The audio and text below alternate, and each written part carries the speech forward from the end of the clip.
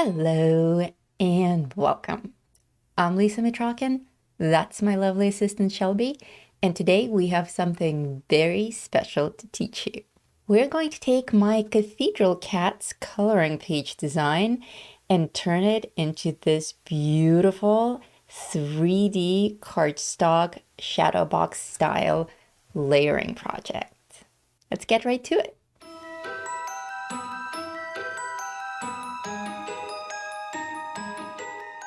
First things first, you need to acquire your materials. This 3D layering set comes in two versions. One is already pre-cut and ready to assemble. So if you get that version on Etsy, these are literally the layers that you will get. I've already taken the time to personally cut them all out with little razor blades. So all you have to do is follow the tutorial on how to assemble it. The other version that's available on Etsy, and of course all the links are in the video description and in the pinned comments, the other version is the DIY version. And this is the one that I will be showing completely from start to finish in this tutorial. As you can see, in this version, you get full 8.5 by 11 pages with the designs already pre-cut, but you have to pop them out of the page. Additionally, you have the actual coloring page illustration, which is also pre-cut, but still attached to the page. This way, it's easy to pin it to your drawing board and color before you pop it out. You will notice on this coloring page that the outlines are extremely thick, and there are two places where it looks like they're actually cropped off. Don't worry about it. That's actually just an outline for the printer. Once you pop it out, that thick outline will be gone and you will have my very thin natural drawing outlines that you are so used to in my coloring pages.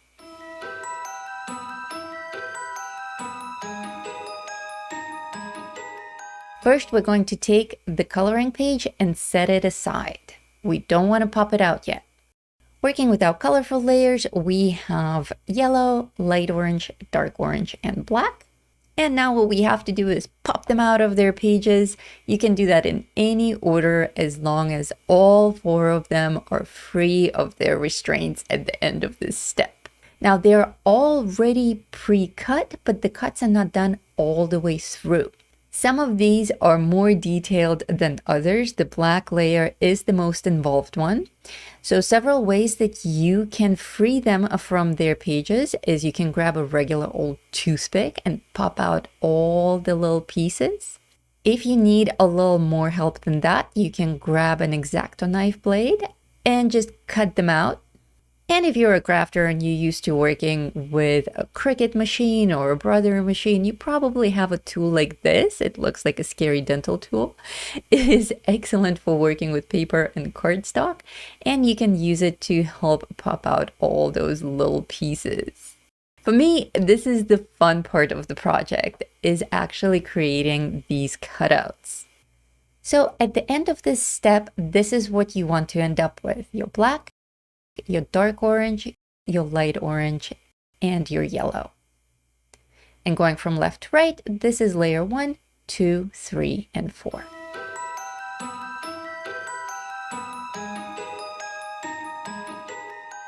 Now to assemble them. In the end, this is how they will stack on top of each other. As you can see, the design just lines up nicely.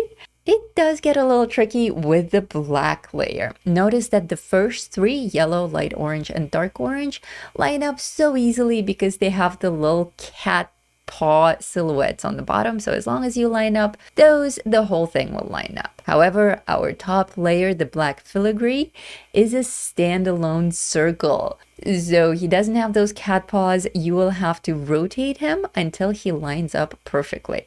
So spin, spin, spin, spin, spin until you get the right fit, and ta-da! This is what you want to get to. Now for the actual 3D assembly. There are two ways that you can do it.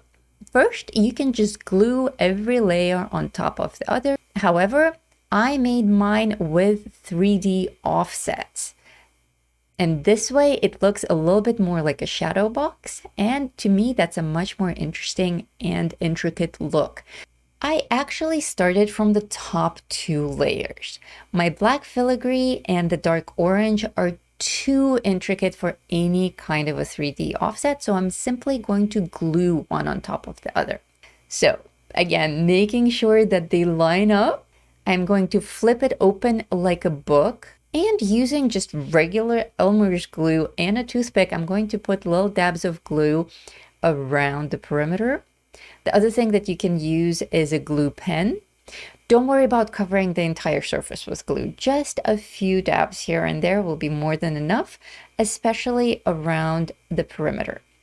And now we'll just flip it over and place it on the orange layer. Make sure that it sticks nicely. And at the end of this step, this is what you want to have. Now these two are glued. Give them a few minutes to set and we can continue. Next, I am going to assemble my yellow and light orange layers, and here's where the offset comes in. Once again, I'm going to flip them open like a book, and I like to attach my offsets to the layer that has the most cutouts. So these are the foam squares that I like to use for my shadow boxing. They're available on Amazon. I'll put a link to them in the video description. A lot of crafters use them, but there are also other products out there. You may already have your own preferred method of doing offsets. You may have your own crafting supplies. So these are not actually part of the kit that you'll be getting. This is just one way of assembling the kit. Don't worry about adding too many of them, but you do want to space them out pretty evenly. So at the end of this step, you want to get to this. And once you have all your squares ready, flip over your page, line them up. These two are very easy to line up because we have the cat paws on the bottom. Line them up, press your orange layer down just very lightly, and that's it. That looks great to me. Now I will bring in my top layers that I already glued together.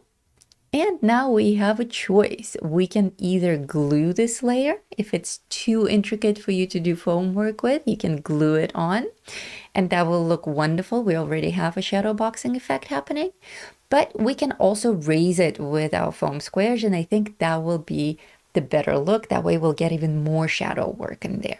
So what I did is I once again opened up my 2 layers like a book, and I added foam squares to my dark orange layer on the back side. Now we flip it back around with the black facing forward. We line it up just like we did before, and ta-da! That looks great, doesn't it? With the colors, the yellow, the orange, and the black, all layered like this, it does already look like a stained glass window. I'm very happy with how it came out. Now we bring back our cat. So let's take the cat coloring page and take it to our drawing board.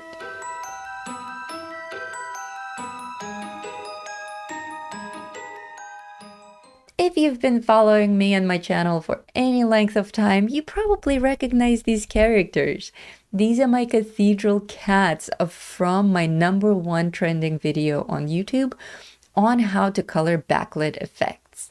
For the purposes of this video, I am not going to teach you how to color.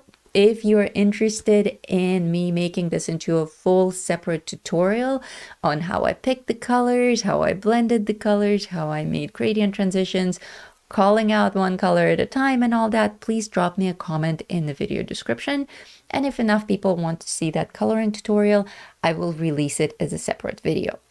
One thing that I want to say to some of my new members, please don't be intimidated by the complexity of this coloring. If you're new to my channel, if you're a crafter and not a colorist, you should probably know that I am a professional artist and a coloring book author, and I teach my own art academy where I offer courses on how to draw and color. So I like to push my students as much as possible and always give them complex ways of coloring something. So if you are interested in improving your coloring and drawing skills, do swing by the academy and check out such courses as how to use colored pencils like a pro, how to color gemstones, how to color glow effects, and many others.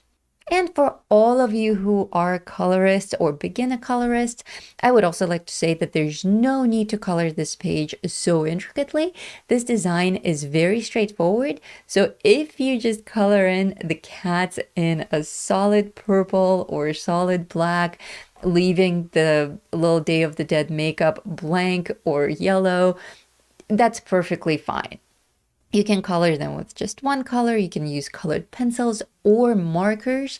This cardstock is very friendly for both. That's another really cool thing.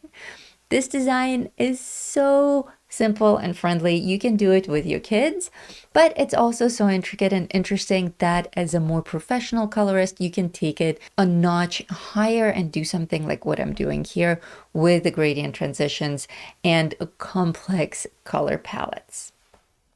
So now that the coloring's done, let's take it off our drawing board and take it back to the craft room.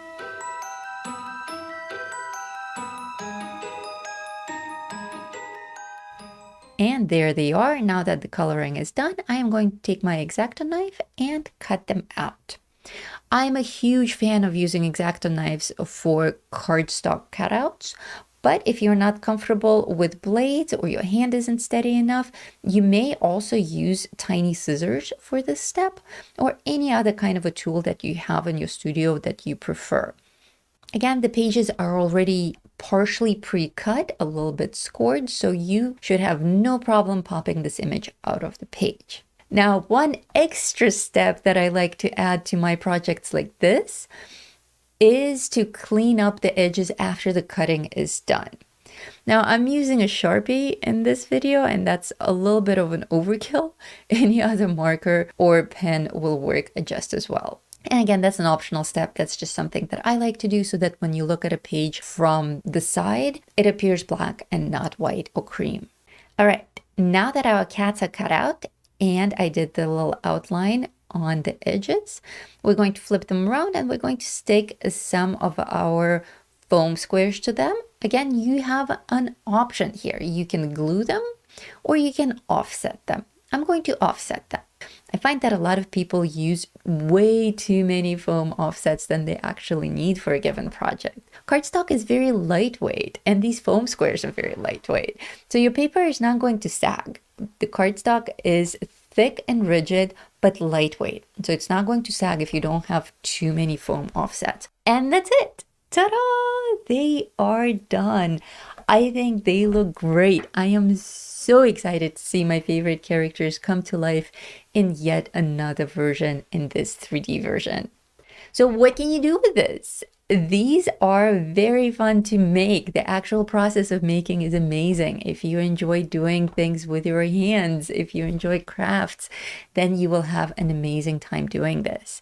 If you enjoy sharing this experience with your friends or your kids, this would be a fun project to do with kids as well. And finally, when it's all done, they make for amazing gifts, amazing displays. And if you put them up against the light, they look like they actually glow. So with a couple more foam squares, you can stick them to your window or to a light. Get creative. So remember, this kit comes in two versions. One is what I demonstrated in this video, where you have to cut out all the pieces yourself and assemble it. And the other one where I already did all that work for you, and all you have to do is take the ready pieces out of the envelope and decide if you want to use foam squares or glue to assemble the whole thing. And that's it. Easy as that. I hope you enjoyed this little project. I hope you're gonna grab your copy on Etsy and have fun with it yourself. I put all the links to everything you need in the video description and also in the pinned comments of this video. Make your own cathedral cats. I'm very curious to see how you color yours. Please remember that I have a free community in my Easy to Draw Academy. So do join it and share pictures of your project. I would love to see it. If you enjoyed this video, give it the thumbs up, drop me a comment, and also consider hitting that thank you button. Thank you guys so much for watching, for your support. I can't wait to see what you make. Bye.